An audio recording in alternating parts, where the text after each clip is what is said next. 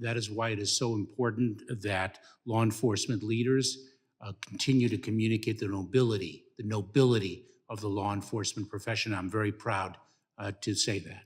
And does anti-police rhetoric put targets on the back of law enforcement for their safety? Congressman, it does. That's why I'm disturbed about a recent tweet from the former president that says Republicans in Congress should defund the Department of Justice and the FBI. I'm also concerned about people on this committee and their own anti-police rhetoric. This is a defund the FBI campaign effort. Again, thousands of FBI agents who work hard every day to take bad guys off the streets. In fact, after the FBI raided Mar-a-Lago, someone armed to the teeth went to an FBI field office to try and kill FBI agents. I'm also concerned that the chairman of the Judiciary Committee invited a witness. When you could have any person who walks this earth as a chairman of a committee to come in and testify, the chairman of the Judiciary Committee invited the author of this tweet. Will the gentleman yield? Will the gentleman yield? Will the gentleman yield? Mr. Chairman, personal inquiry. He's not yielding. The gentleman is recognized. So it concerns me that there is this anti-police rhetoric that's happening among some in the MAGA Republican Party. The gentleman yields, and now I recognize the gentlelady from Georgia, Ms. Green. That was quite entertaining from someone that had a sexual relationship with a Chinese spy, and everyone knows it. But I move to take her words down.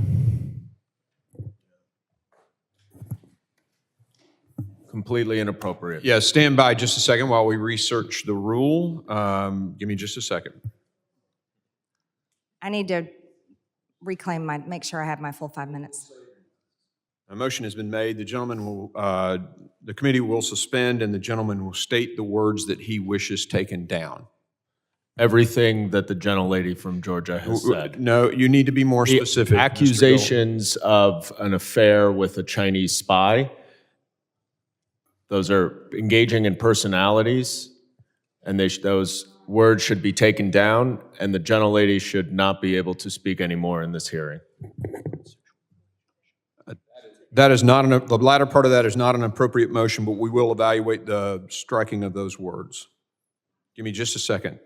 The chair recognizes the gentlelady from Georgia and asks if she would like to retract those words. No, I will not. Okay, the chair rules that those words that were spoken are not going to be stricken from the record. Mr. Chair. Mr. Chairman. The gentleman from Mississippi is recognized. I don't think there's any question about what the gentlelady said. I've been on this committee from day one. We've never had an accusation made of any member like that. And I'm appalled at it. We all ought to be embarrassed at it. We are a better committee than what the gentlelady is trying to make of this committee. So I appeal the ruling of the chair. The ruling of the chair has been appealed. We will now, gentleman moves. Mr. Chairman, a point of order. Yep. Right over here. Could you explain what part of those words are not engaging in personalities and what the basis of your ruling is? No, we're going to let the vice chair take over the committee at this point. Thank you. Mr. Chairman, I move to table the motion. There's been a motion to table.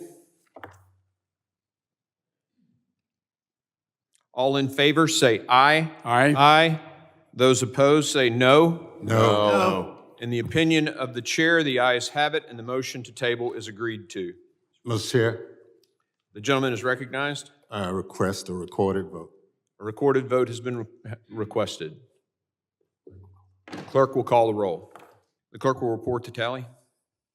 Mr. Chairman, on that vote, there were 11 yeas and 9 noes. The ayes have it, and the motion is agreed to. The previous motion is tabled. The gentlelady from Georgia is recognized, and we will give her the time. The clock was stopped, and we'll give you an extra 10 or 15 seconds. Thank you, Mr. Chairman. Secretary Mayorkas, since you have been in charge of the Department of Homeland Security, There have been 0 miles of border wall added. There have been over 5.5 million illegal alien encounters at our border, 1.3 million known gotaways, and approximately 870% increase in apprehensions in just one sector of the northern border.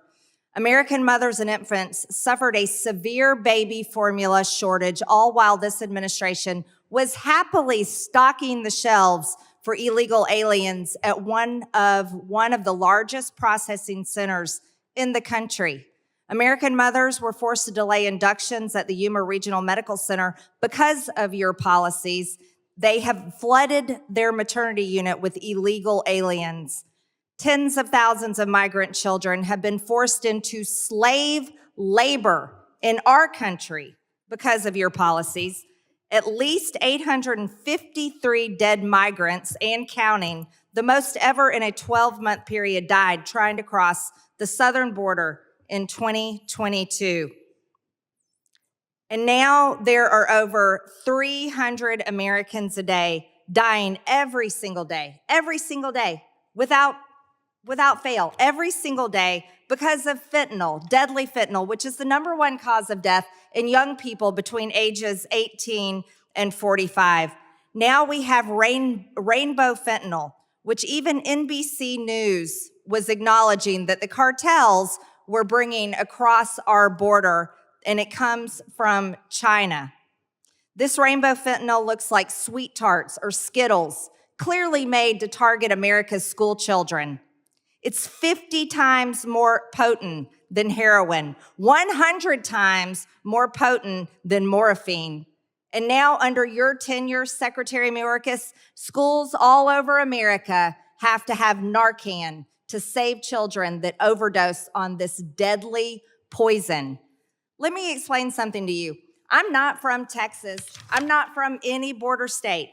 I represent a district in Georgia, which is in Northwest Georgia. We're not anywhere near Mexico. We're not anywhere near the ocean. But in my district, people die nearly every single day from fentanyl.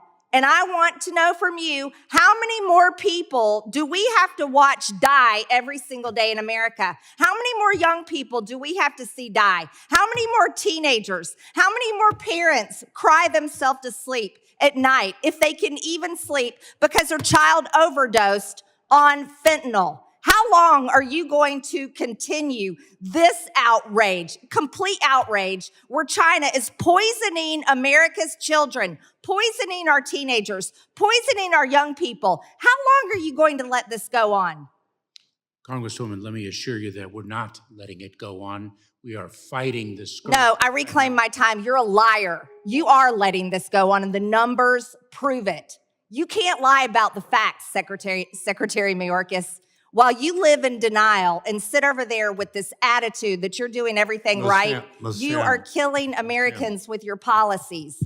And that is a fact. Your policies are killing people, over 300 Americans a day, over 300, and it's outrageous.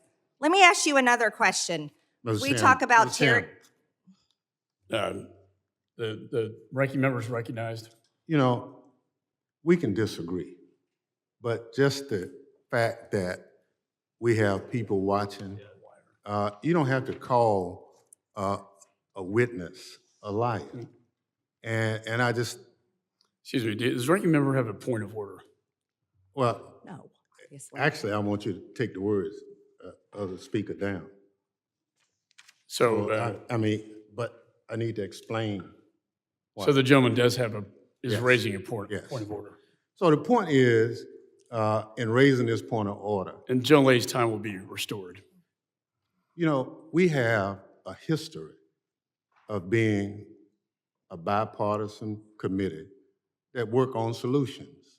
Now, we can disagree, but we've gotten to the point of the language that we're using is not the kind of language that historically we, as members of this committee, we've used. And again, I just think in the interest of civility of this committee, I would implore all of the members that I understand the strength and concern, but you know, there's a way that we ought to conduct ourselves. And what I'm hearing is not how a majority of this committee conducts business, and we can do better. So I ask that the words be taken down.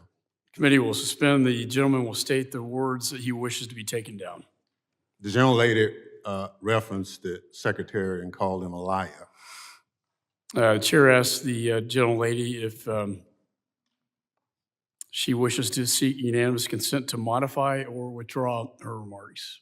I will not withdraw my remarks because the facts show the proof. So in making a ruling on this, it's pretty clear that the rules state you can't impugn someone's character. Identifying or calling someone a liar is unacceptable in this committee. And I make the ruling that we strike those words. Sorry, just a point of order, it's a legitimate question. You're recognized. Thank you, Mr. Chairman. Did you move to take the words down or to strike them, Mr. Thompson? Yeah, sorry, I just stepped in. Point of Yeah, order. take them down. So That's what we did. Yeah. yeah. My understanding is if words are taken down, that means that the member can no longer speak in whatever the proceeding is that those words were said. Personal inquiry, point of personal inquiry. There's no such Stand thing. by just a second. So in consulting the rules of the House, when we strike, it does terminate the time of the individual who is speaking.